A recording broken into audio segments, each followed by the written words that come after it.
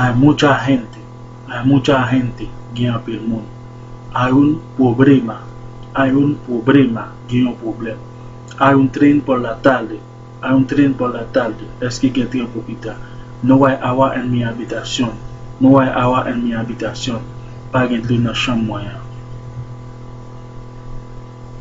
No hay teléfono en casa de esa persona, Pas gen téléphone comme ça. No hay avión en esa ola, Pas gen avión dans l'esa. Hay una persona en el taxi, Gen moun en taxi. No hay sol, Pas gen soleil.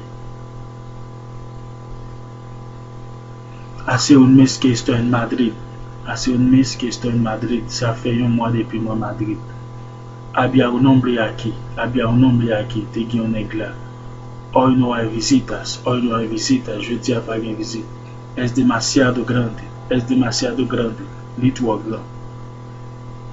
Estoy demasiado cansado, muy fatigué. Son demasiado caros, yo trop cher. Hay demasiados turistas, Gen trop turistas. Me gusta mucho España,